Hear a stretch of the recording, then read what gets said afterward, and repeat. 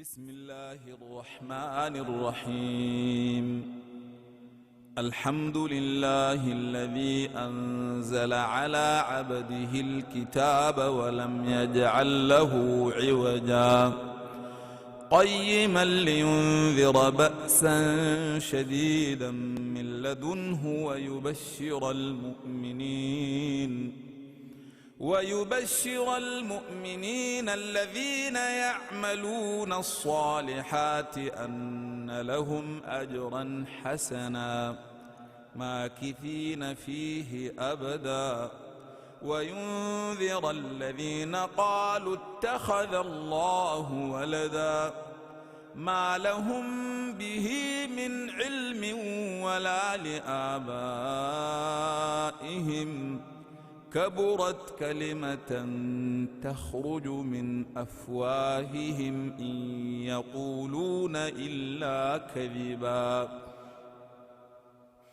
فلعلك باخع نفسك على آثارهم إن لم يؤمنوا بهذا الحديث أسفا إنا جعلنا ما على الأرض زينة لها لنبلوهم أيهم أحسن عملا وإنا لجاعلون ما عليها صعيدا جرزا أم حسبت أن أصحاب الكهف والرقيم كانوا من آياتنا عجبا إذ أوى الفتية إلى الكهف فقالوا ربنا آتنا من لدنك رحمة وهيئ لنا من أمرنا رشدا فضربنا على آذانهم في الكهف سنين عددا ثم بعثناهم لنعلم أي الحزبين أحصى لما لبثوا أمدا نحن نقص عليك نبأهم بالحق إنهم فتية آمنوا بربهم وزدناهم هدى وربطنا على قلوبهم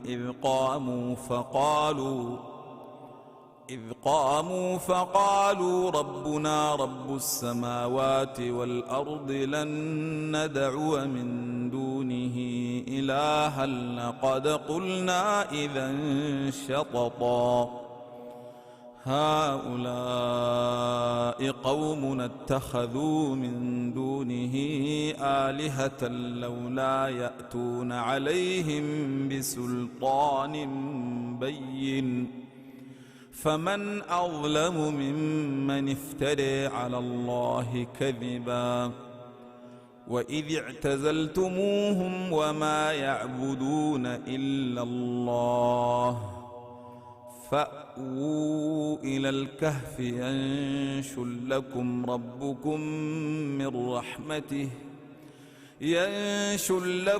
ربكم من رحمته ويهيئ لكم من أمركم مرفقا وترى الشمس إذا طلعت تزاور عن كهفهم ذات اليمين وإذا غربت تقرضهم ذات الشمال وهم في فجوة منه ذلك من آيات الله من يهد الله فهو المهتد ومن يضلل فلن تجد له وليا مرشدا وتحسبهم أيقاظا وهم رقود ونقلبهم ذات اليمين وذات الشمال وكلبهم باسط ذراعيه بالوصيد لو اطلعت عليهم لوليت منهم فرارا ولملئت منهم رعبا وكذلك بعثناهم ليتساءلوا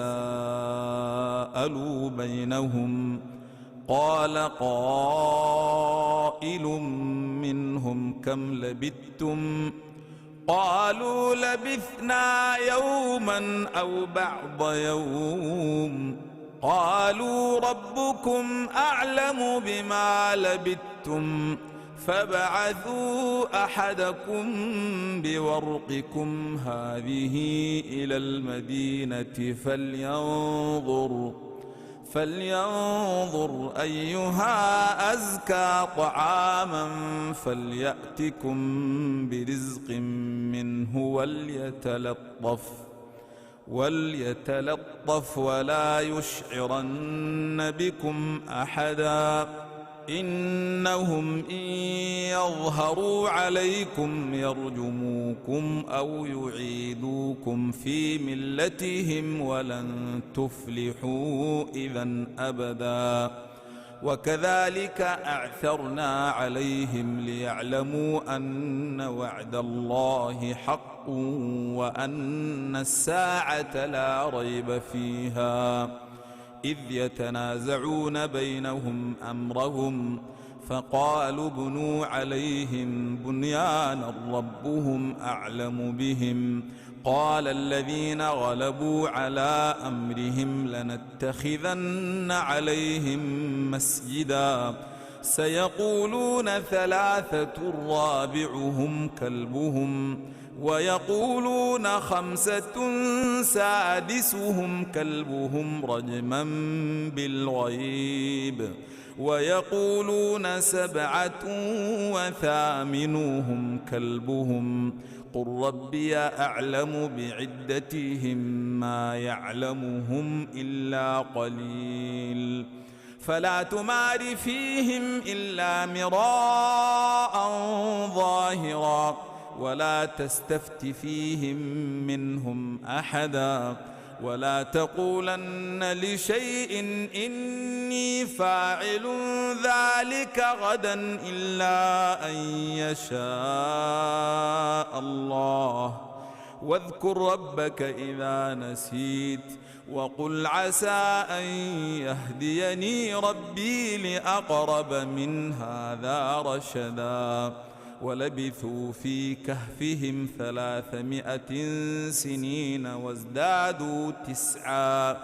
قل الله أعلم بما لبثوا له غيب السماوات والأرض أبصر به وأسمع ما لهم من دونه من ولي ولا يشرك في حكمه أحدا واتل ما أوحي إليك من كتاب ربك لا مبدل لكلماته ولن تجد من دونه ملتحدا واصبر نفسك مع الذين يدعون ربهم بالغداة والعشي يريدون وجهه ولا تعد عيناك عنهم تريد زينة الحياة الدنيا ولا تطع من أغفلنا قلبه عن ذكرنا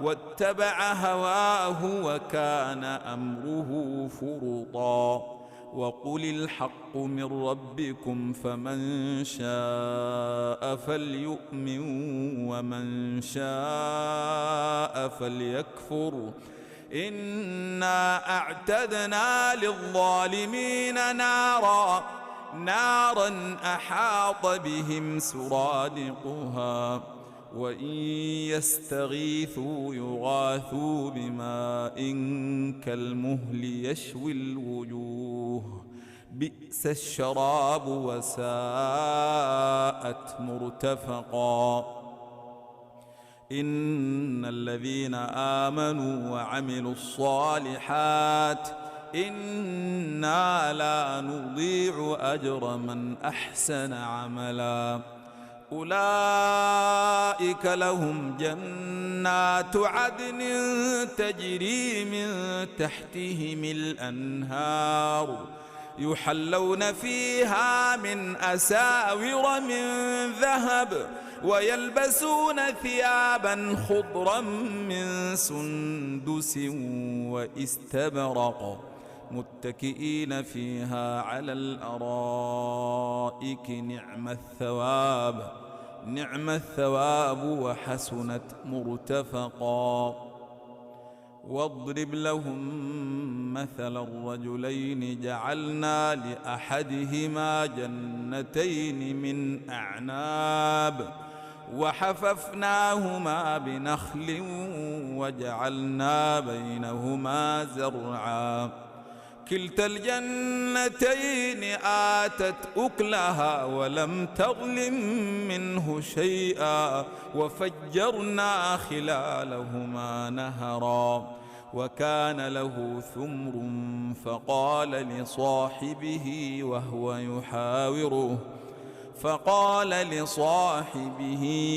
يحاوره أنا أكثر منك مالا وأعز نفرا ودخل جنته وهو ظالم لنفسه قال ما أظن أن تبيد هذه أبدا وما أظن الساعة قائمة ولئن رددت إلى ربي لأجدن خيرا منها منقلبا. قال له صاحبه وهو يحاوره أكفرت بالذي خلقك من تراب ثم من نطفة ثم سواك رجلا لكن هو الله ربي ولا أشرك بربي أحدا ولولا إذ دخلت جنتك قلت ما شاء الله لا قوة إلا بالله إن ترني أنا أقل منك مالا وولدا فعسى ربي أن يؤتيني خيرا من جنتك ويرسل عليها حسبانا من السماء فتصبح صعيدا زلقا أو يصبح ماؤها غورا فلن تستطيع له طلبا وأحيط بثمره فأصبح يقلب كفيه على ما أنفق فيها وهي خاوية على عروشها ويقول يا ليتني لم أشرك بربي أحدا ولم تكن له فئة ينصرونه من دون الله وما كان منتصرا هنالك الولاية لله الحق هو خير ثوابا وخير عقبا. واضرب لهم مثل الحياة الدنيا كماء أنزلناه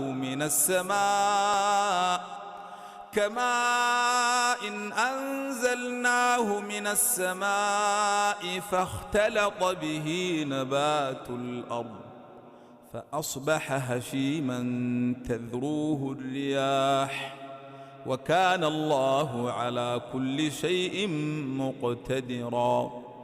المال والبنون زينة الحياة الدنيا والباقيات الصالحات خير عند ربك ثوابا وخير أملا.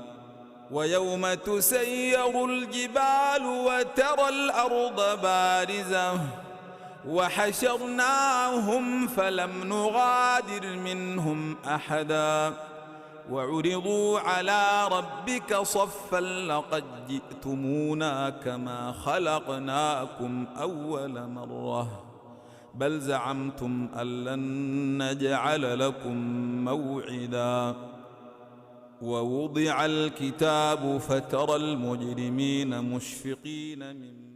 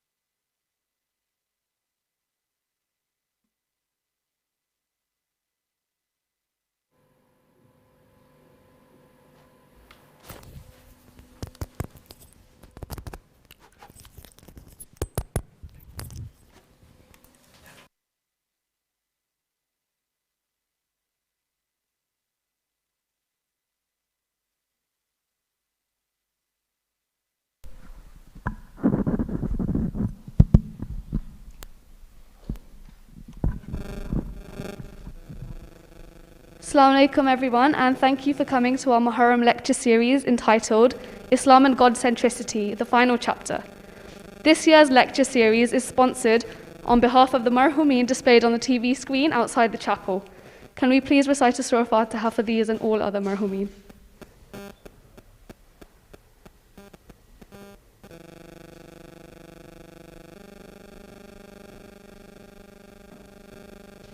Just a quick health and safety announcement in case of an emergency. The fire exits are located at the back of the chapel, the main entrance outside the chapel, and the double doors by the dining room. Can I also request everyone to keep their face masks on at all times during the program and maintain social distancing as much as possible? Can I request you all to move forward as much as possible, please? Because at the end we end up squeezing at the back, so if everyone can just move forward now. And we can now invite Shaykh Arif to deliver the lecture with the salawat. Thank you.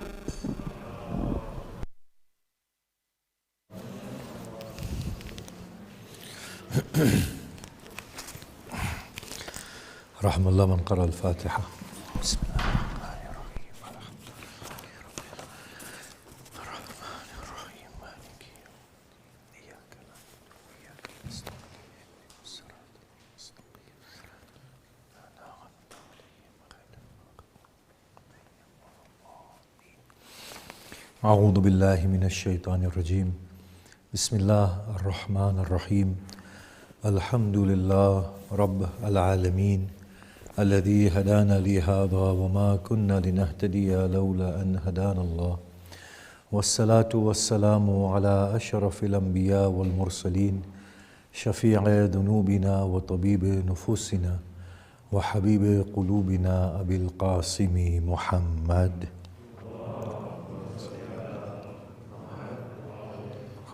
وآله الطيبين الطاهرين المعصومين المظلومين وأصحابه المنتجبين ومن تبعهم بإحسان إلى قيام يوم الدين.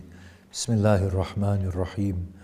رب اشرح لي صدري ويسر لي أمري واحلل عقدة من لساني يفقه قولي.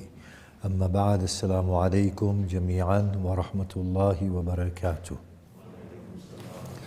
أعظم الله أجورنا وأجوركم بمسابنا بأبي عبد الله الحسين عليه الصلاة والسلام.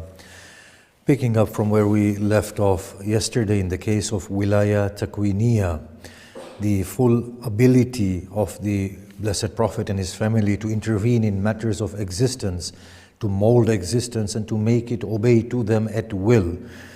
Continuing with that, now I need to make a certain clarity here. I do not say that we cannot relate to them, we cannot talk to them, we cannot salute them. All of these things are fine. All my concern is those attributes of God being unrestrictedly attributed to the prophets, or in particular the final prophet and his family, are unwarranted, and it has knock-on effect in removing us from God's centricity. And as we shall discuss either today or tomorrow, the practices that are initiated in place of the God-centric practice that the Prophet and his family gave to us. Now if we look at Saduq, the great Shaykh of ours in his Amali, he quotes a hadith from the Imam and he says, it is for our sake that God has created everything. It is for our sake that the rains descend upon the earth. We are the connectors that connect God with the earth, or the light of God, the munificence of God, the beauty of God, existential power of God reaches from God to the earth through us. Had it not been for us, the earth would have swallowed up its inhabitants. So in that case, if we analyze this hadith, everything is indebted to the Blessed Prophet and his family.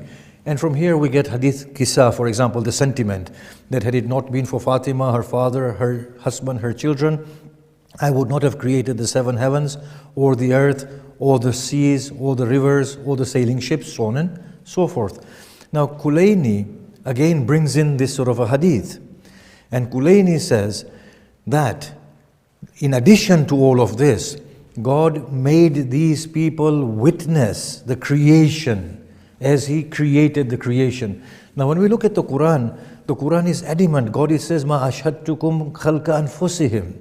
I did not make them witness the creation of their own selves, and I did not make them witness the creation of the heavens and the earth.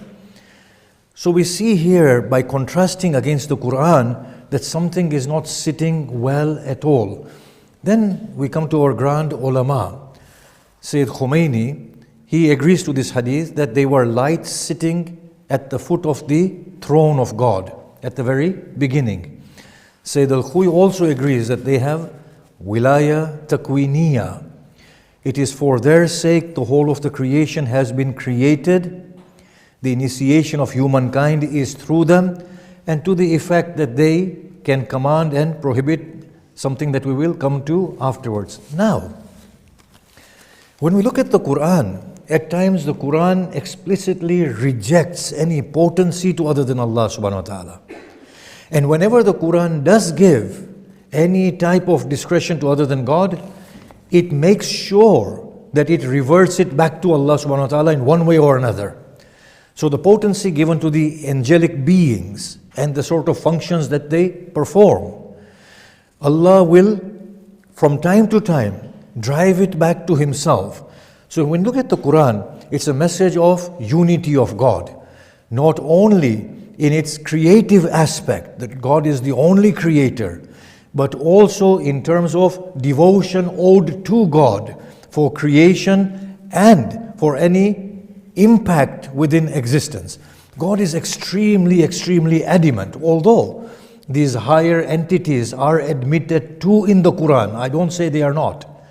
These higher beings are admitted to in the Quran. There are ambiguous references in the Quran, and if Allah wants, in the next few years, now in the future, we will maybe come of age and talk about these things if Allah so desires, wills, and gives us His consent.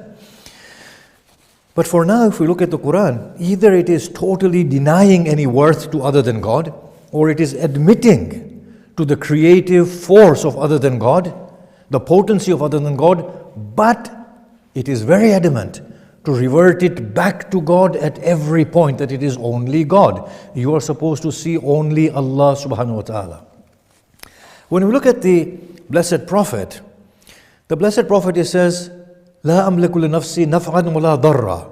I do not possess for myself any gain or any loss. Now, isn't that striking? We can say, okay, O Prophet, did you exist prior to this point? Now the Prophet might say, I don't know. Or the Prophet might say, yes, I did. But the one thing Prophet is telling you, that what I am supposed to say to you and what you are supposed to understand is what is listed within the Quran. No more and no less. So then the Quran says to the Blessed Prophet, now think about this, contrast this with the idea that the Prophet was a light at the foot of the throne. Together with, so Kulayni's hadith says that Allah created Muhammad Rasulullah, Imam Ali and Bibi Fatima salamullah alayhim ajmain first and foremost. And He made them witness the entirety of existence. This is what is said by Kulayni. Now, if that is the case, then why is the Quran saying to the Prophet, نحن نقص عليك أحسن القصص بما وحينا إليك هذا القرآن وإن كنت من قبله لمن الغافلين. We narrate to you the best of stories through the revelation of this Quran, O Muhammad, even though you were unaware of it all prior to it. Now surely there is a certain amount of inconsistency between this. Who is nahnu? Who is this we? Obviously Allah is attributing nahnu to Himself. And if it is another agency other than God, as I said, in the next few years we will resolve this. God is still adamant that it is He Himself as we, the royal type of we in the Quran. So surely this we, whatever it is a posterior existence to the light of Muhammad Rasulullah. Whoever this we is, if it is other than God, yes? If this we that is other than God is after the creation of the Prophet, because the Prophet was the very first creation according to this hadith. So this we, if it is other than God, is saying we reveal unto you the Quran even though you were unaware of it prior to this day.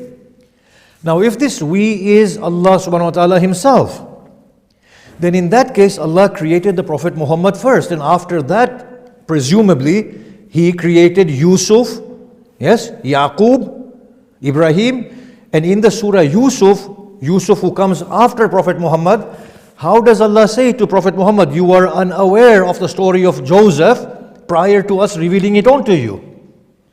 So we can see here that this then brings it so much inconsistency. Now we say, no, the Prophet Muhammad didn't remember all this pre-worldly, mystical life of his. So we say, well, how can by priority, other than the Prophet, remember it? Are you saying that somebody else's caliber is more finer than the caliber of the Prophet Muhammad? Then we come into another theological inconsistency. On the one hand, Prophet Muhammad is the best of creatures. Imam Sadiq always humbles himself in front of Imam Ali. And Imam Ali says, I am a mere servant and a slave of Prophet Muhammad. I have learned everything that I know from Prophet Muhammad.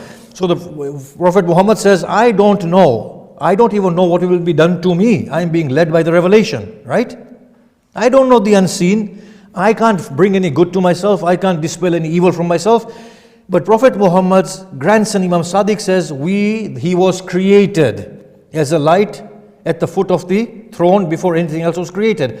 How did Imam Sadiq access knowledge that his grandfather, who is creme de la creme, could not access? You can see the inconsistencies here. And then, if these divine lights were at the foot of the throne, according to some traditions, and according to the admission of Ayatul Akhui, all the lights of the Imams were there. So then why didn't Imam Sadiq know who the Imam was after him? When he said that I thought Ismail was going to be the Imam. God had a sudden change in his destiny. And now Imam Musa Kadhim will be the Imam. How did he make that statement if he was already there? And if he knew the other lights, obviously if the 12 lights were there, in addition to the Prophet and Bibi Fatima, then these lights know each other. So how did Imam Sadiq not know the light? Now here we have to go into another series of convoluted explanations, that maybe the light then appears in any form. And Imam Sadiq thought it was one form and came into another form. Then you admit that he doesn't know everything then. Either admit this or that. Wherever we go, we get caught out. Can you see this? So I'm saying, if you look at the Quran does give some hint of something very lofty happening. Yes, I can't deny that. And through that, we cannot outrule wilāya takwīniyya, and we cannot outrule ilmul ghayb, we cannot outrule isma, none of these things. We can't rule out any of these things. But the Quran is adamant, and the Prophet Muhammad's life shows this, and Imam Ali's life shows this, Al-Hasan and Al-Husayn's lives show this, that whilst in the bodily world, we are to be directed by the Quran only. And therefore, whatever the speculations may be, put them to one side as philosophical deliberations. They cannot influence your outlook towards divinity. And they cannot influence your lifestyle. Now look at the blessed Prophet and the Imams. Blessed Prophet never called on to Nabi Ibrahim. He was the greatest of them all, Nabi Ibrahim, right? The Imam of mankind. Maybe I said I will not compare any prophet with any prophet, or any imam with any prophet, or imam with imam, because the comparison, Quran doesn't allow it, and it's impossible to compare. Please revert to that particular lecture in order to get a better grasp of this. The Prophet never called on to Nabi Ibrahim. It's amazing. Imam Ali never called on to the Prophet. Now we come to Imam Hussein. In the most testing circumstances, the most trying circumstances, you have to admit, this great person is the creme de la creme of humanity. Even the prophets salute his example, because no prophet was put in that predicament. And the way he fares through that predicament, and the way he grows, at any given point in Imam Hussein's struggles on the day of Ashura, tribulations that befall him, do we see him turning to anybody other than Allah? And look at how his human gem is refined on that day, that you can say that divinity radiates from his face towards his last breaths. And I know what I'm saying, that when I say divinity radiates, I know what I'm saying, and inshallah we'll explain this. Hopefully tomorrow, day after tomorrow. But did he ever call onto any other entity but God. Their lives were extremely God-centric. They were centered with God. And through God, they arrived at the fullness of their divine light that was vested within them. So I do not deny the possibility of all these things. But the interesting thing is that you go to any major religion, all of us have the same issue. We want to attribute this divinity to creatures other than God. It's amazing. All of us have it. There is something that has gone on, as I say, either in the human history of this world or human history prior to this world. Something has happened. There is something there that we are remembering inside and are not able to attribute accurately. And on the other hand, the scripture is adamant to remove it. So something has happened, and if Allah gives life in the next few years, we will hopefully try to embark on discussing these very deep and very confusing subjects. But I want to just leave this particular theme with one particular note before we go on to the next aspect of wilāya tashrīʿiyya. I've said this on several occasions, that there is no difference between a Hindu, a Jew, a Christian, and a Muslim, a Sunni or a Shia. There is no difference, and a Sikh. There is no difference in essence. All of us are doing the same thing, but we are not understanding that we're doing the same thing. It's amazing. So I venerate my holy personalities for what? For their integrity, for their honesty, for their spirituality, for their virtues, for their supreme morals, for their mettle, for their resilience, for their ability to stand for the truth, for their ability to face any calamity, for their dignity in calamity, for their growth and refined nature. I revere Hussein ibn Ali salamullah alayhi for these qualities. Oh, Christian, why do you revere Isa? He will say, for the same qualities for which you revere Hussein. But the face is different. He says, but the qualities are the same. Ask a Hindu, why do you revere your avatars of God? Because they had the same qualities as your Muhammad and Hussein and their Isa had. I said, ask the Jew, why do you revere Moses? For the same qualities that the Christians revere Jesus for, and the Muslims revere Muhammad for, sallallahu alaihi wasallam. It's amazing. You go anywhere, go to the Sikhs, go anywhere. We are all revering the same truth that is deep within ourselves, that we wish to project in one that is outside of us, that holds that truth in its entirety, and to which I am trying to get to. That truth is potential inside me. It's tarnished, it's weak. But I see a face that is reflecting my beauty so fully in his own character. And therefore I look upon that person. Are you seeing what's happening? We are all after the same thing. We are all after the same thing. All we are doing is we are putting different faces to the same truth. It's the same godly light within us that is bubbling and wanting to come out. We don't know how to bring it out, so we attach it to the one that we love, and through them we grow. And that's the whole thing about a role model. That he is an example for you to ignite that light inside you and to bring it to its glorious culmination. It's the same story going on and on and on. Can you see that? If this example holds true in this instance, then subhanallah, something very profound comes through. That we as human beings are not these little bodies that we associate ourselves with. No, these little eating and drinking creatures and, quarreling and fighting petty little beings. We are divine. We are divine lights. And we have all those potencies. We have wilāya takwīniyya in our hands. We have ilmul ghayb in our hands. We have isma for us to take. But it is so dimmed down and so tarnished that we look at our beautiful heroes, and through them we want to arrive at that pedestal of godliness and glory.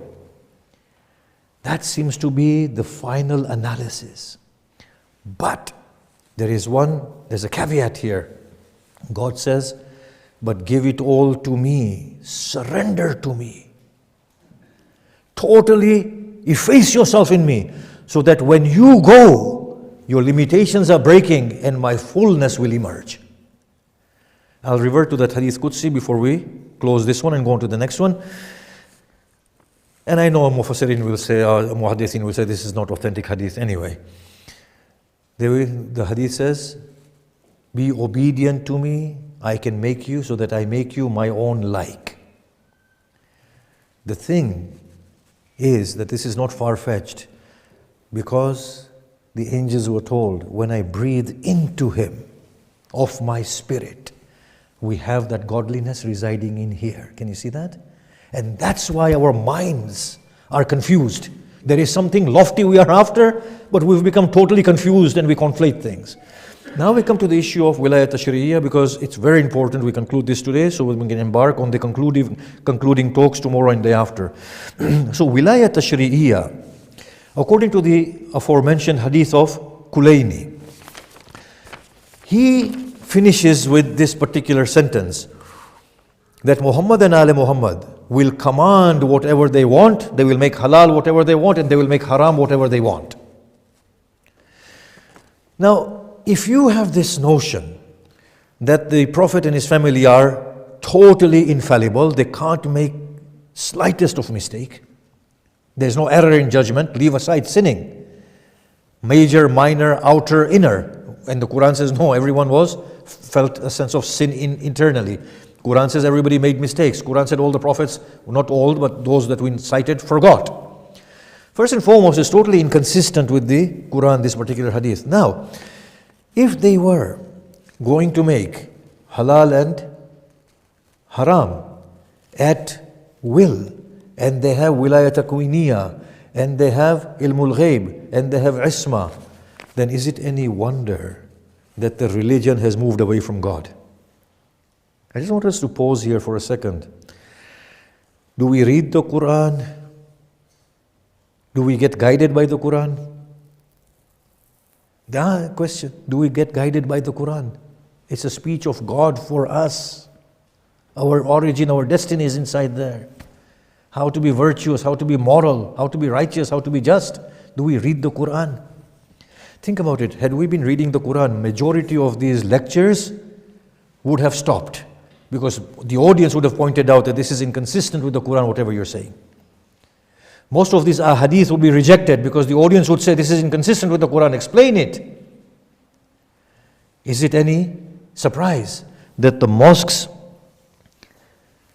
are downplayed and the Husayniyya takes predominance when Hussein himself was committed to a mosque? Salamullah alayhi. Think about this. The dhikr of Allah, that Allah says, وَاذْكُرُوا اللَّهَ ذِكْرًا كَثِيرًا. Again and again, do remembrance of God.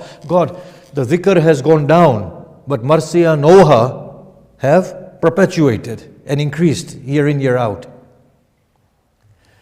Du'as are being recited, but dhikr and salah is being minimized. I'm saying, with theologies like these, do you blame then the community for shifting from God altogether? The religion has become imam-centric, but the poor imams, they were God-centered.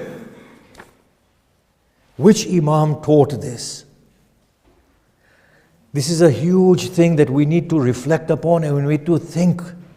The Quran has gone, the mosque has gone, salah is on its way out, and dhikr has totally disappeared. All of those things that God commands in the Quran have all gone. All of those things that the Blessed Prophet was known for are non-existent.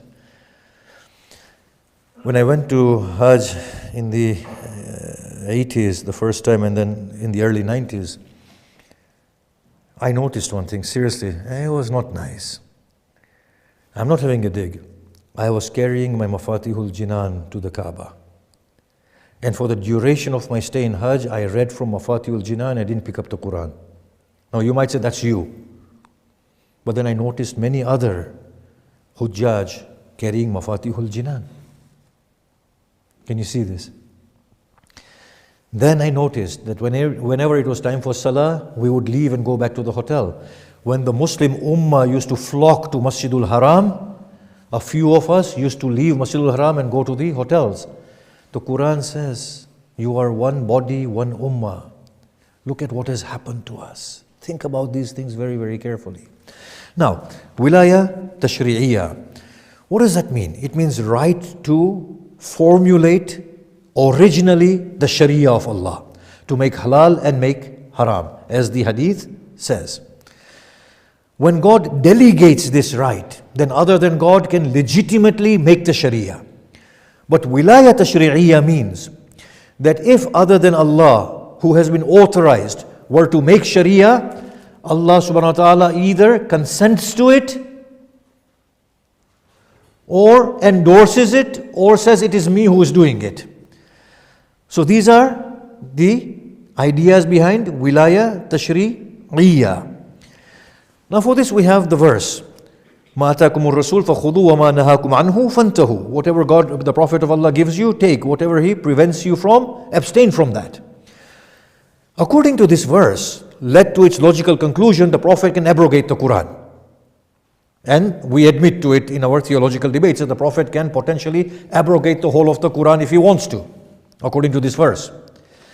However, it's fully inconsistent with the golden principle. What's the golden principle?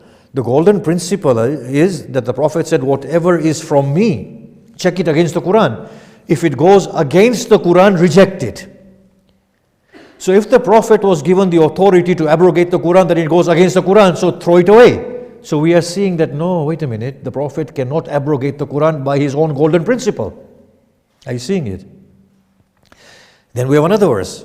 مَنْ يُطَعِ الرَّسُولِ فَقَدْ أَطَاعَ اللَّهِ. The one who is obedient to the Prophet is indeed obedient to Allah. So we will say from here, what we can actually conclude is that the Prophet has the right to add on to Sharia in addition to the Sharia that God has given.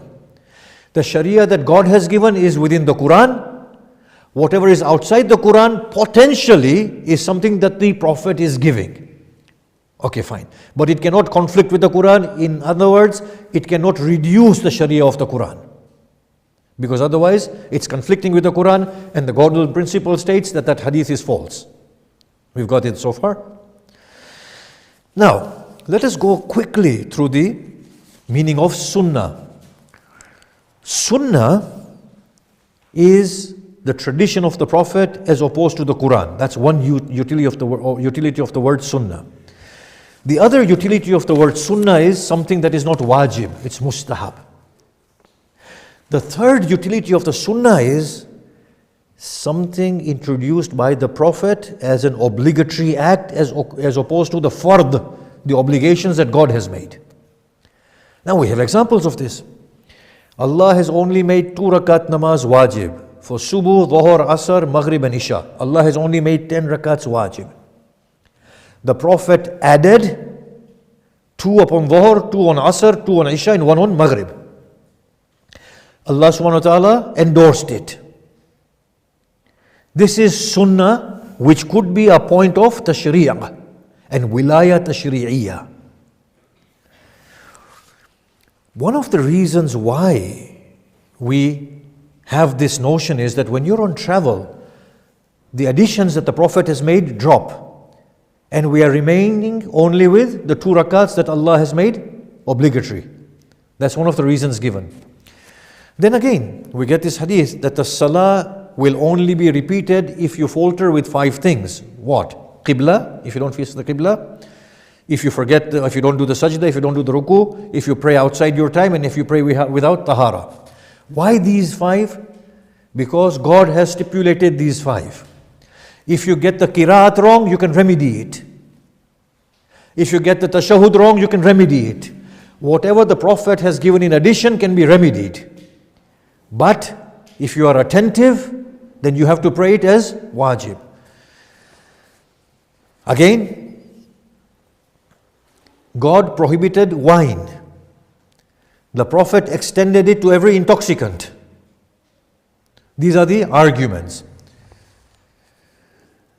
Now, look at the law of zakat. The Quran only says zakat is wajib. The Prophet added the extents of the zakat. Now we ask here, when Prophet added all these things on, Was it through inspiration of Jibreel? If it was, then God is adding it himself. Can you see that? Then there's no meaning of tashrīʿ. That's the first thing. Is the Prophet using his own discretion?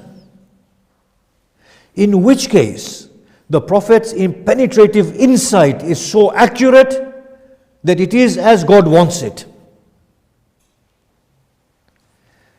Have we got that so far?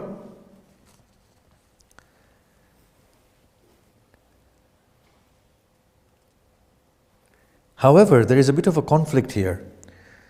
I read a hadith, it's a Sahih hadith according to our jurisprudence, that a man came and accused his wife of fornication. So he said, Ya Rasulullah, what's the punishment?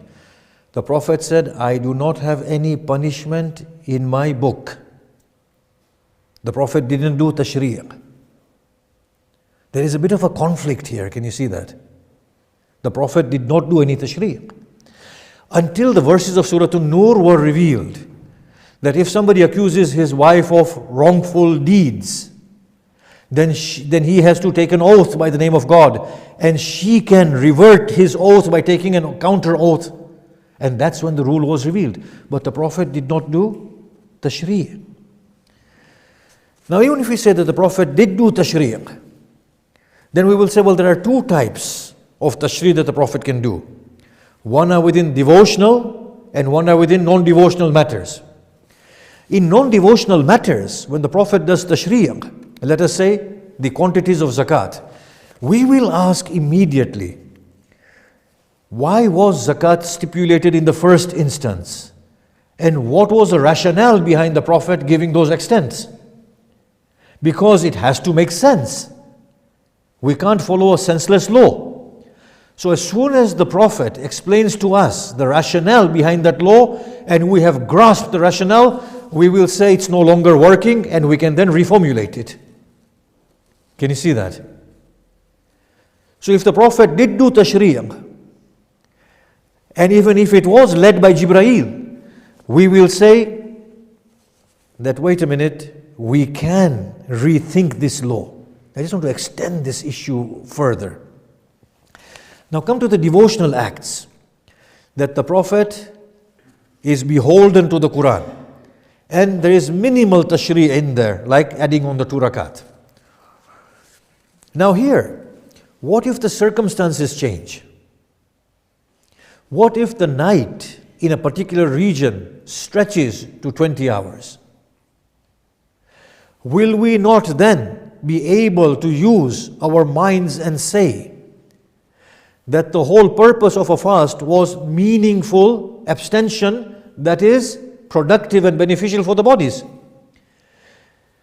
In a fast of 4 hours or 2 hours, there are no beneficial effects upon the body. So we need to increase the fast to a day's fast, conventional day's fast. So what are we doing here? Are we doing tashrīʿ? No, we are doing ijtihad. If we were to say that the Prophet was doing ijtihad, then that opens the door meaningfully for us as well to conduct ijtihad. Can you see that?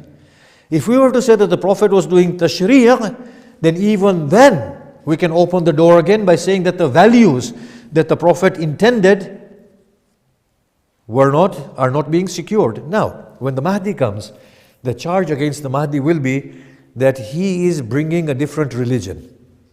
He has brought a different religion. Now I ask, is the Mahdi going to be doing tashrīʿ? In which case Mahdi will say, I am giving you a fresh religion now, finish. So then the question will come, hold on, we thought Risala had come to an end. Risala had finished because the Prophet Muhammad was the final Prophet and his Risala was the final Risala. How can you come and give us a new Risala? If you will do tashrīʿ, then that means that Risala can never come to an end. On the other hand, the Mahdi Salamullah alayhi can explain to us that no, in line with the values envisaged from the original tashrīʿ, I am reformulating it all for you. In which case Mahdi is doing ijtihad. Can you see this? Mahdi is doing ijtihad. And therefore, that opens the door for us as well to rethink into things more accurately. That if the Mahdi can bring a formulation of the Sharia that is so different that the people will accuse him of bringing in a new affair and a new religion, then that means that something has gone wrong. The Sharia should never have stagnated in the first place. Everything should have been on the move.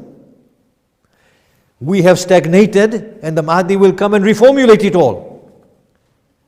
So the Mahdi will come and say, no more public flogging, no more chopping of hands, no more chopping of heads, no more half inheritance shares for the women, so on and so forth. All the things that we are saying are fixed in the Sharia. The Mahdi will reformulate them in accordance with the values that they were supposed to procure.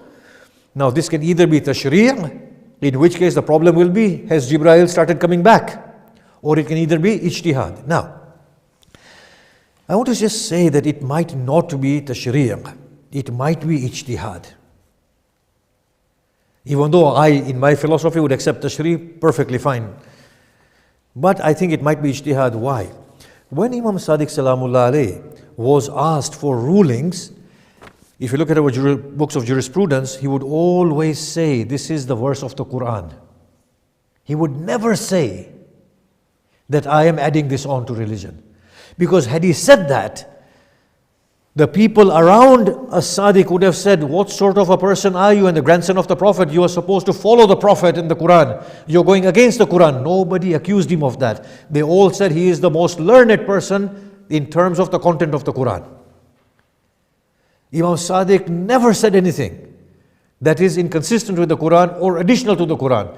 He would always revert to the law of the Quran. So when they asked him about fish, he said, look, the Quran says all marine creatures are halal for you. Eat them all. He went back to the Quran. They would ask him about the slaughter of the meat and which meat was allowed to eat and not. He would refer them to the verse of the Quran. They would ask him about marriage with people of the book. He would revert them to the Quran. So we have never seen Imam Sadiq Salamullah alayhi saying that move away from the Quran. And he would never say, I am adding on to the Quran. So we are seeing here that no, Imam Sadiq was doing ijtihad, but his ijtihad was insightful and accurate.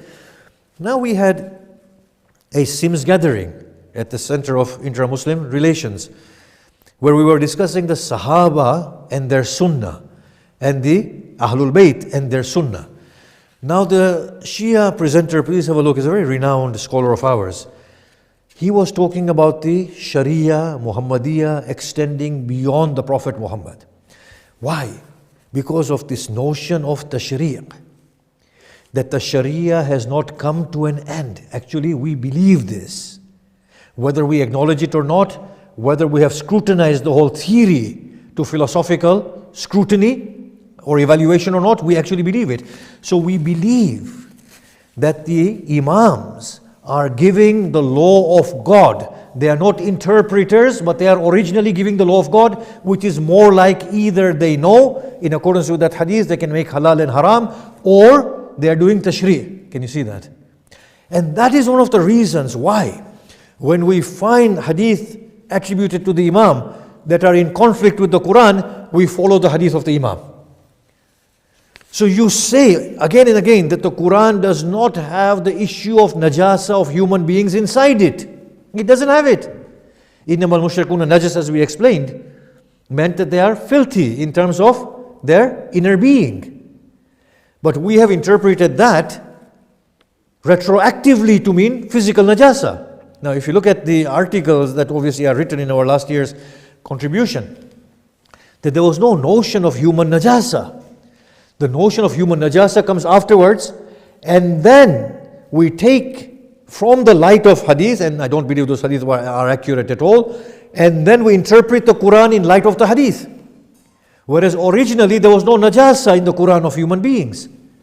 As we said previously, if mushrik are physically filthy and that's why they're not allowed to go inside the Masjidul Haram, then many commentators point out, then why were dogs allowed to go in the precincts of Makkah? We know dogs used to be there. Surely they too, by priority, should be not allowed to go there, right? So we see that it is because of this notion that we have of tashrīʿiyya that we have become very, very confused in our jurisprudential method. Now look at how our thinking has become confused. When it comes to the issue of Eid, I always say that why are we resorting to the hadith of the Prophet? Why can we not look at the hadith of Imam Sadiq? For indeed Imam Sadiq is interpreting the ambiguity of the Quran in a more global context, right? So the Prophet said, fast at sight and do Eid at sight. So the ulama, they say, well, this means that if in my horizon there is no moon, I haven't sighted it, so I will not start fasting. Whereas when you look at Imam Sadiq salamullah alayhi, Imam Sadiq said, you, the people of Qibla, do the same Eid. The people of Salah do the same Eid. The people of La ilaha illallah do the same Eid. Now somebody came to Imam Sadiq from a different region and he said, which fast is it? He said, well, it's my second fast. He said, no, it's my fifth fast. He said, no, it's a sixth fast. We saw the moon. Imam Sadiq said, okay, I'll do one qada after the Eid. He didn't say, no, you saw the moon and we didn't see the moon in our horizon. If this is the case, that the later Imam is doing tashrīʿ, then surely the later Imam's tashrīʿ should precede the previous Imam's tashrīʿ, shouldn't it? Because it's the latest tashrīʿ. Are you seeing it? But when we find this hadith from Imam Sadiq, we say, well, no, it's in conflict with the hadith of the Prophet, and therefore we'll have to resort to methods of reconciliation of the two conflicting hadiths. It's a very confused method of jurisprudence, a very confused method. What I'm saying is, even if we were to confine tashrīʿ to the Prophet Muhammad, and we were to resort to ijtihad, even then we have a progressive hadith body that allows us to evolve. However, that speaker was challenged that what is the role of your imams? Are they originally giving us Sharia? And he was forced to concede and say, no, it can't be. They are the interpreters of Sharia. There is no tashrīʿ. There is ijtihad and interpretation. The only difference is that their interpretations are accurate. Now this is the point where I wanted to stop today. That with the belief of wilāya takwīniyya, with the belief of wilāya tashrīʿiyya, we can see that nothing stays with the Quran anymore. Everything moves on, and the Quran is just left as a historical document. The law that is given by the hadith precedes the law of the Quran. In all of these four things that we've discussed, isma, ilmul ghayb, wilāya takwīniyya, wilāya tashrīʿiyya, they are all infringing on the cardinals of Islam, centricity of God and the communication of God. And all of this is being chipped away at. Whereas the Blessed Prophet and the Imams never ever ordained this. We are on the narration of the greatest person that we have witnessed in the tragedy of Karbala. And if we can think of it in this way, that maybe Zainab could not have understood that how she could be taken as a captive when she has a brother like Abbas. Maybe the little children could not have understood why they were thirsty when they have an uncle like Abbas. And possibly Hussein could not have envisaged that he could be killed when he has a brother like Abbas. I have read this somewhere, that there were cries of jubilation and joy from the banks of Al-Qama. And Shimar asked, what has happened? They said, Abbas has fallen. He said, now Hussein will not escape. And it was at that point Hussein said, now my back has broken and my means have become severed. In the description of this great man who inspires us, who is our life, we live by him and we die by him. كَجَبَلٌ عَظِيمٌ. He was like a lofty mountain. وَقَلْبُهُ كَطَوْدِ الْجَسِيمِ. And his heart was like a momentous wave. كَانَ فَارِسًا هُمَّامًا. A fearless warrior. A lion in the field of battle. He would advance fearlessly in the ranks of the enemies, tearing them apart amidst showering arrows and cutting swords. His stature was such that people write poetry about him. He is Abbas. Can you imagine what Abbas must have been? When Hussein looks at Abbas, at the very last moment when Abbas says, "Allow me, O brother," he says, "Bi-nafsi anta ya Abbas." May my life be given for you, O Abbas. If you go, the morale of my army shall break. The stature of this man. When his grave was being repaired,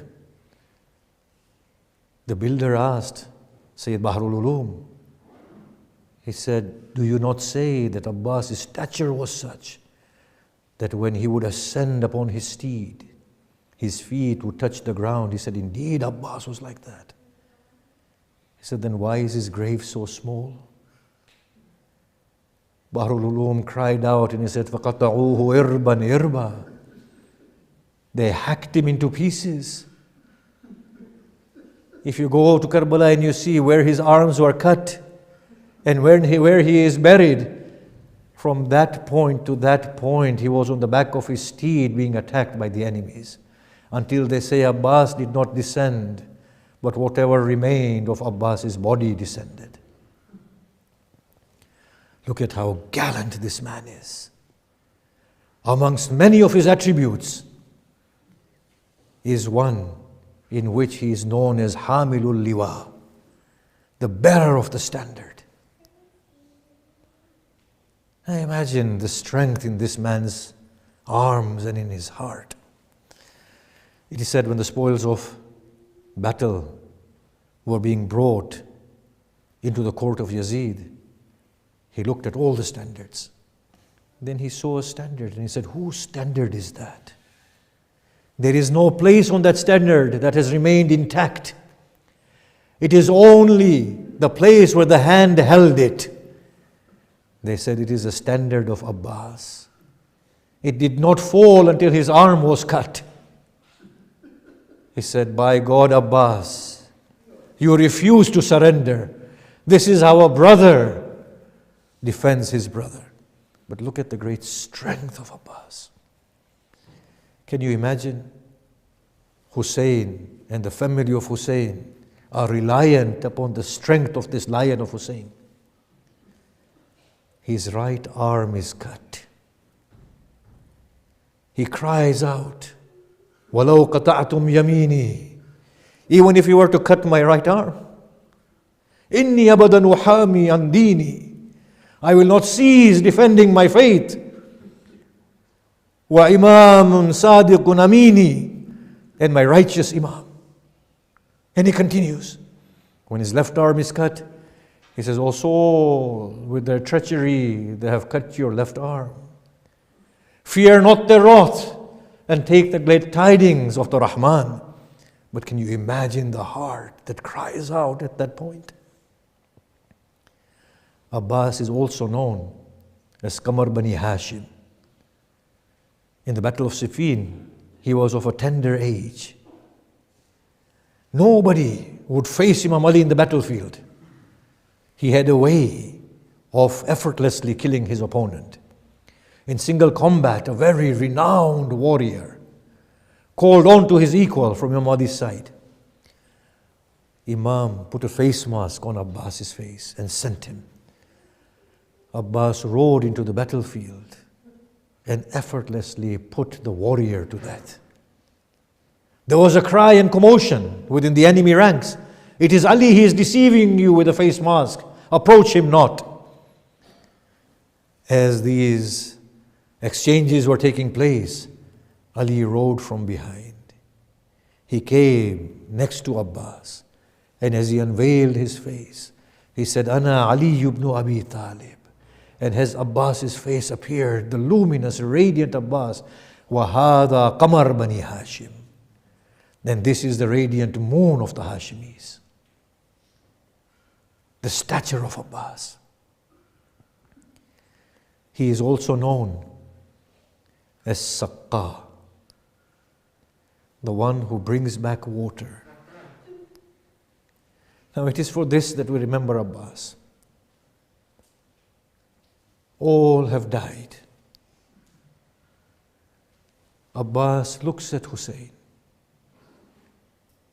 and he says, "Oh brother, allow me to fight with your enemies, for I can no longer bear your state of being oppressed." Hussein tearfully looks at Abbas with longing desire, with longing glances. بِنَفْسِ أَنْتَ يَا أَخِي. May my life be given for you, O Abbas. If you go, nothing will be left for us. He says, "O Hussein, who remains and what remains? O Hussein, spare my life not." Hussein did not say anything. There was a cry from the tents.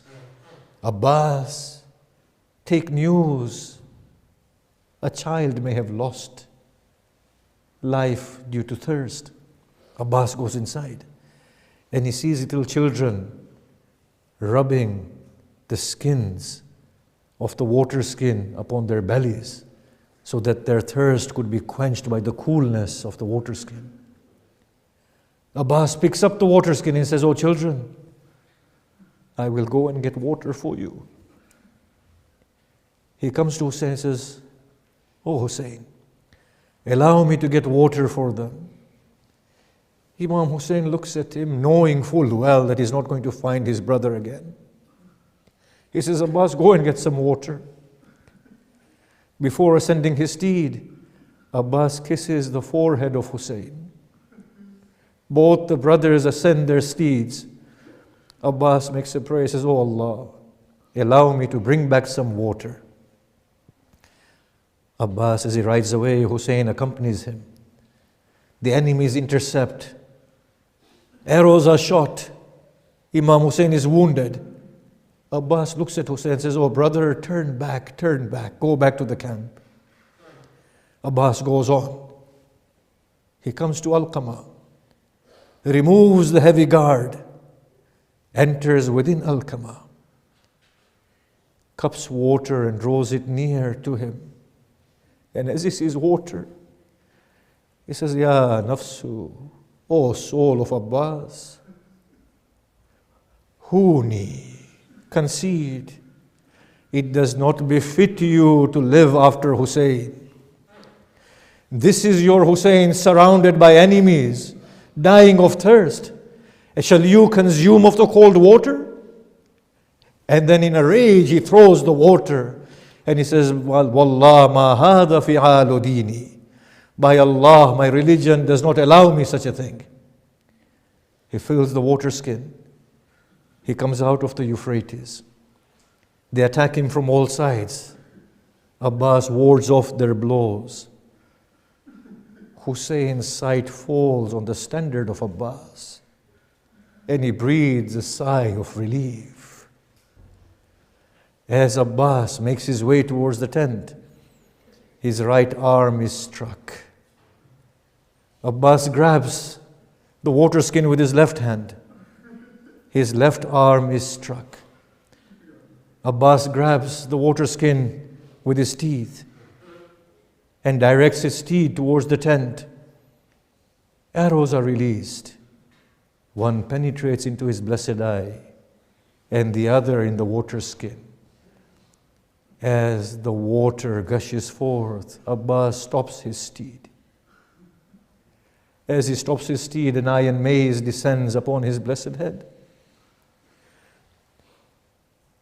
Abbas lowers his head upon the mane of the steed. His horse, bewildered, runs in a direction, and they surround him and they put him to death. As Abbas falls, There are cries of joy. Hussein, bewildered, understands what has happened. He grabs his back and he says, Allah alan inkasara dhahri. My back is broken and my means have become severed. He ascends his steed. Zuljana, take me to my Abbas. Hussein arrives at a point where he finds the arm of Abbas. And he cries out, Wa Abbasa. He descends his steed and he looks around for Abbas and sees him lying at a distance with a broken heart, without resolve. He advances to Abbas. He lifts the head of Abbas and places it into his lap. Abbas tries to move his head away and he is trying to say something. Hussein draws near and Abbas says, Oh man, allow my brother to come to me first. He says, Oh Abbas, it is I, your Hussein. He said, Oh Hussein, I see you not. There was a wound in one eye and blood in the other. Imam Hussein lifts Abbas's head and clasps it against his chest and cries out aloud. As he cries, the enemies see the scene and begin to cry. He turns to them and he says, Oh enemies of God, why do you cry now after taking away my Abbas from me? As Hussein is weeping, he sees Abbas weep. He says, Oh Abbas, what brings grief to your heart? He said, Oh Hussein, how should I not cry when I see you lifting my head from the dust and cleaning my face from wounds, and I know very soon these people will behead you on a burning thirst, and there will be no one to carry your head. Hussein says, Oh Abbas, do you have anything to say to me? He says, Oh brother, do not take my body back with you. But I must, O Abbas.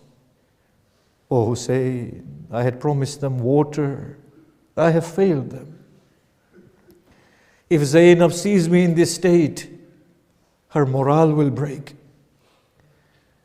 Hussein tries to lift Abbas. Abbas says, Oh brother, let me be. He breathes his last. Hussein carries his standard, ascends his steed, arrives towards the tent.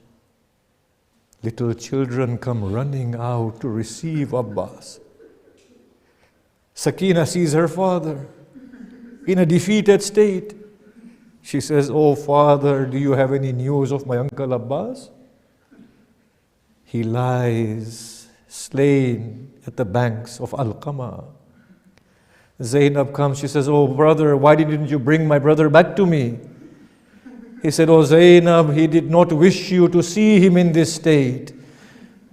She cries out and beats her face and says, Wa Abbasa, wa qillata nasara. Matame Hussein.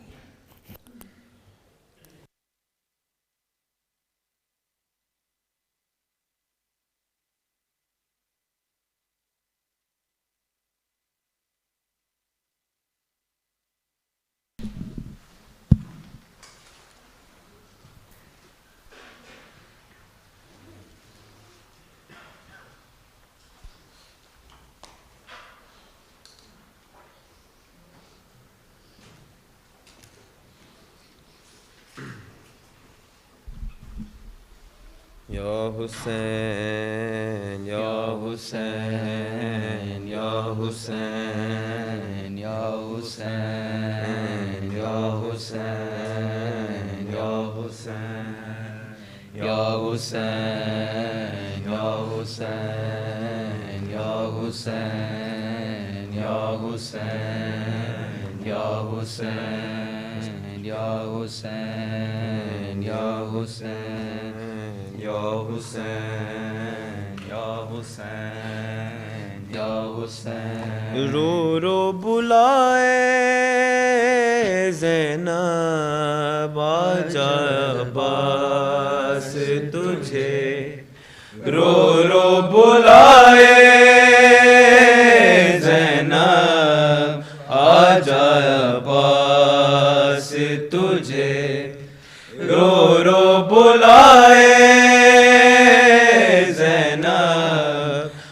جایا پاس تجھے رو رو بلائے زینب کیسے پابند رسن کیسے پابند رسن شام میں جائے زینب آ جایا پاس تجھے رو رو بلائے زینب آ جایا پاس تجھے رو رو بلائے زینب کیسے پابند رسن کیسے پابند رسن شام میں جائے زینب آ جایا پاس تجھے رو رو بلائے زینب آ جایا پاس تجھے رو رو بلائے زینب آ جایا پاس تجھے رو رو بلائے زینب کیا کروں یہ تو بتا بھائی نہیں سر پہ ردا سر پہ بابا بھی نہیں کون سنے میری صدا حکم ظالم کا ہے یہ حکم ظالم کا ہے دربار میں آئے زینب آ جایا پاس تجھے رو رو بلائے زینب آ جایا پاس تجھے رو رو بلائے زینب میرا بابا ہے علی اور میرا نانا نبی درد و غم سے کہ بھی میں دین بچا کر ہوں چلی شام میں گونج رہی شام میں گونج رہی تھی یہ صدائے زینب آ جایا پاس تجھے رو رو بلائے زینب آ جایا پاس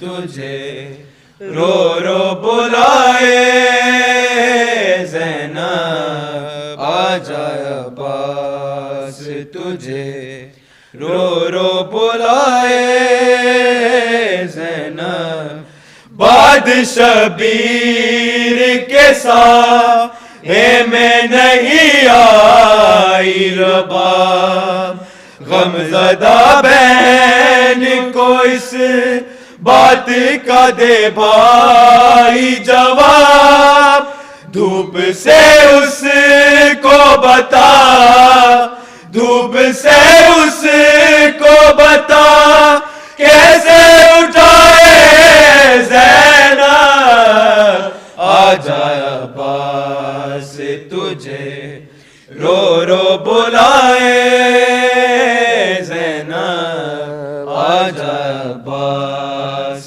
تجھے رو رو بلائے زینب آ جایا پاس تجھے رو رو بلائے زینب شام منزل ہے میری بھائی ہے بے گور و کفن نہ ہی ماتم ہے کیا نہ ہی کیا اس کو دفن بات یہ تو ہی بتا بات یہ تو ہی بتا کیسے بلائے زینب آ جا پاس تجھے رو رو بلا बुलाए ज़ैनब आजा अब्बास तुझे रो रो बुलाए ज़ैनब आजा अब्बास तुझे रो रो बुलाए ज़ैनब कैसे पाबंद रसन कैसे पाबंद रसन शाम में जाए ज़ैनब आजा अब्बास तुझे रो रो बुलाए ज़ैनब आजा अब्बास तुझे रो रो बुलाए ज़ैनब। रहमल्लाहु मन क़रा अल-फ़ातिहा।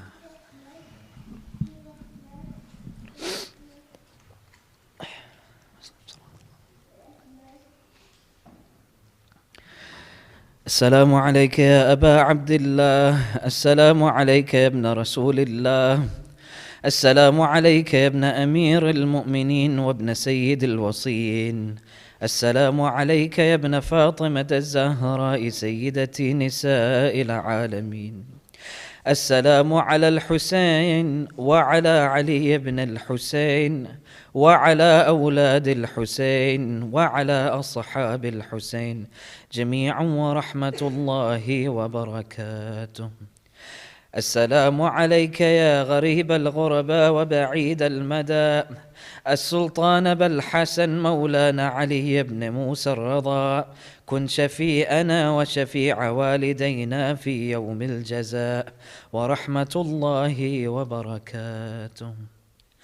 السلام عليك يا مولانا يا صاحب العصر والزمان، السلام عليك يا خليفة الرحمن، السلام عليك يا شريك القرآن، السلام عليك يا كعبة الإيمان، السلام عليكم يا أهل بيت النبوة جميعا ورحمة الله وبركاته.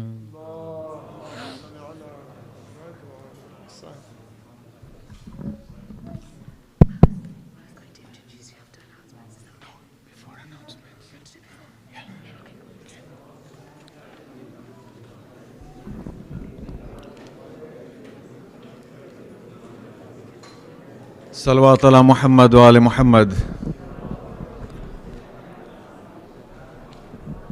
Could I kindly just have a couple of minutes of your attention? There is a very dear sister of ours that is extremely ill and unwell, and we have a request for prayers for her. Please, from your hearts, pray for her and for all the marid that are unwell around the world. If we can recite AMI Yujibul together, please, 5 times. Bismillahir Rahmanir Rahim. أَمَّن يُجِيبُ الْمُضْطَرَّ إِذَا دَعَاهُ وَيَكْشِفُ السُّوءَ أَمَّن يُجِيبُ الْمُضْطَرَّ إِذَا دَعَاهُ وَيَكْشِفُ السُّوءَ أَمَّن يُجِيبُ الْمُضْطَرَّ إِذَا دَعَاهُ وَيَكْشِفُ السُّوءَ أَمَّن يُجِيبُ الْمُضْطَرَّ إِذَا دَعَاهُ وَيَكْشِفُ السُّوءَ أَمَّن يُجِيبُ الْمُضْطَرَّ إِذَا دَعَاهُ وَيَكْشِفُ السُّوءَ. اللهم صل على محمد وآل محمد. I just want to take another minute from you. You might have heard in the announcements that we've held an appeal for Yemen this year in partnership with Beta Charitable Trust. Now, just to give you a little bit of background and scope, of course, we know about Yemen, but sadly, Yemen has become one of those forgotten conflicts in the world. It's considered the world's worst humanitarian disaster at the moment, and the world is largely silent at Yemen. More than 24 million people, 80% of the population, are in urgent need of assistance. Of course, the pandemic has made things from bad to even worse. The UN Refugee Agency stated that the coronavirus may be the straw that breaks the camel's back in Yemen. The years of conflict have left tens of thousands of people dead, injured, but also destroyed half of the health facilities, and many districts have no doctors at all. In 2009, the report, the Humanitarian Needs Overview for Yemen, showed that 14.3 million people were classified as being in acute need. This is in 2019. With 3.2 million requiring treatment for acute malnutrition, including 2 million children under 5. And more than 1 million pregnant and lactating women. The state is very dire in Yemen. UNICEF's representative has called, and I quote, "It's a living hell for its citizens and their children, honestly." This is her quote. So please consider assisting in whatever way that you can. £12, for example, could pay towards a cholera vaccine for a child. £13 could go towards feeding a baby with formula for 6 weeks, and £30 could pay for a whole month's supplies for a family, and £70 could help a widow and her children with necessities and food for a whole month. Ahsantum, jazakallah. Salawat ala Muhammad wa ali Muhammad.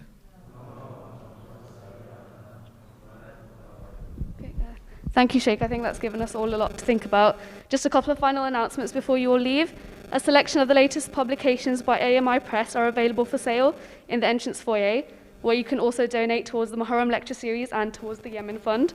Tomorrow's night program will start with Maghrib at 8:45 p.m, followed by Quran lecture, Matam, Ziyarat, and ending with refreshments. If I can request everyone to recite Isra Fatiha for the Shifa of Farida Fazil, daughter of Fakhriya Bailaji. Al-Fatiha.